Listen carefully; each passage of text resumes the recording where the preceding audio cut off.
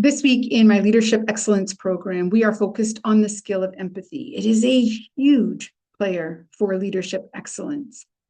And part of our conversations has been around empathy fatigue and also when empathy becomes soft. Because here's the truth in our emotional intelligence is we always need balance. So we will experience empathy fatigue when our empathy is not balanced with reality testing, stress tolerance, self-care, boundaries, and also assertiveness to expectations and accountability. We might even experience empathy as being soft when it's not balanced with independence, problem solving, decision making, and again, assertiveness to expectations. So when we look at this skill of empathy, it's necessary when we're developing our emotional intelligence to get our head around its definition, which is first starting with what it's not.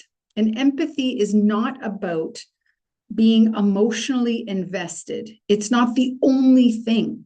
Sometimes in our empathy, we will feel the emotional state of the other person because what they're experiencing is something that we can relate to emotionally. And so we will also experience the emotional state or temperature that they're experiencing.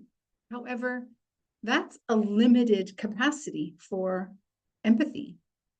Empathy is also our ability to intellectually understand someone's formula and ingredients that is creating the experience that they are having, and being able to understand the depths of then that impact to them and their behaviors and their performance, and yes, also their emotional state. However, understanding doesn't mean we also have to feel the same way that they feel or agree with it. We simply need to logically understand it. And then our third layer of empathy is when it drives us to a state of compassion where we want to help. Now, when we're in leadership, that's generally the foundation we start with, is caring about other people. And so in our compassion, we will almost always show up with a willingness to help.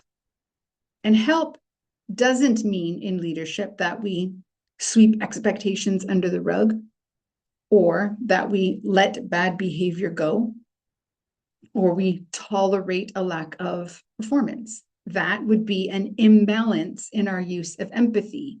And as a leader, that's going to elevate your own stress. That is going to lead to empathy fatigue because we're not holding balance on the other end of why we're utilizing empathy in the first place. So just consider that when you think about this particular skill and when you use it, what is its counterpart in that moment that you need to balance it with, so that you as the leader and the other person get to experience the dynamic difference that occurs when we utilize this skill, that there is a combination of understanding that sometimes things are hard and things don't go well and we might be off kilter a bit, while also we need to rise up to expectations in performance and achieve the results in front of us.